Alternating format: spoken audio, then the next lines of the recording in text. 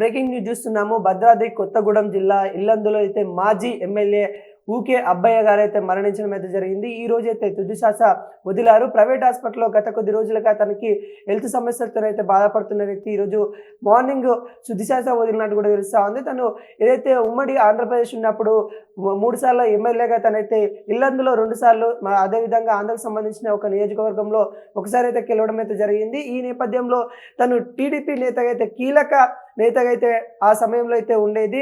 తను ఈ రోజు మరణించడం కొంత రాజకీయ వర్గాలు కొంత శ్రద్ధాంజలి అయితే ఘటిస్తూ ఉన్నారు. తను కొద్ది రోజులుగా ఏదైతే ప్రైవేట్ హాస్పిటల్లో చికిత్స పొందుతూ ఉన్నారు. తనకు అనారోగ్యం క్షీణించడం వల్ల తను ఈ రోజైతే మరణించినట్టు కూడా తెలుస్తూ ఉంది. తను ఉమ్మడి ఏపీ బూరంపాడు నుండి అయితే తనైతే 1983లో అయితే తొలిసారిగా ఎమ్మెల్యే గెలవడం అయితే జరిగింది. అదేవిధంగా 1994లో 2009లో ఇల్లందులో అయితే మరి 2 సార్లు అయితే గెలవడం అయితే జరిగింది. పనిచేశారు, తను ఎమ్మెల్యేగా పనిచేశారు. ఆయన మృతి పట్ల పలువురు నేతలు సంతాపం తెలుపుతా ఉన్నారు.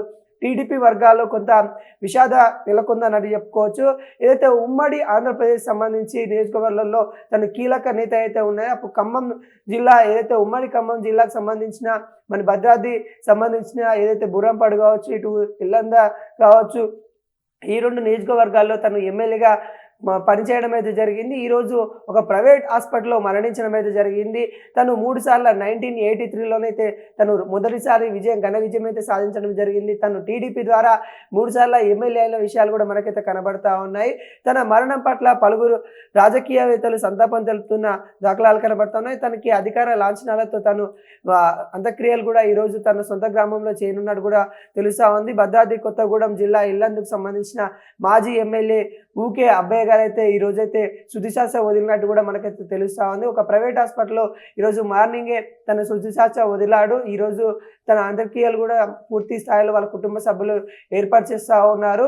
ఊకే అబ్బయ్య గారైతే మరి తన రాజకీయ జీవితంలో ఈ తెలంగాణ ఉద్యమం సమయంలో కూడా తన కొంత పాత్ర ఉన్నట్టు కూడా తెలుస్తూ ఉంది. అదేవిధంగా తన ఏదైతే రాజకీయ జీవితము తెలంగాణ వచ్చిన తర్వాత కొంత మందగించడం అయితే జరిగింది. తెలంగాణ వచ్చిన తర్వాత కొంత రాజకీయ వర్గాలలో ఏదైతే టీడీపీ మీద తెలంగాణలో కొంత వ్యతిరేక రావడము, అదేవిధంగా ఆంధ్ర పాలన అనే వ్యతిరేకత రావడం వల్ల కొంత తనకైతే ఎమ్మెల్యేగా గెలవలేకపోయాడు. అదేవిధంగా తన రాజకీయ జీవితంలో 3 సార్లు అయితే ఎమ్మెల్యేగా పనిచేసినప్పటికీ కూడా ప్రజల క్షేమం కోసమే పనిచేస్తానని కూడా తను పలుమార్లు చెప్పడం అయితే జరిగింది.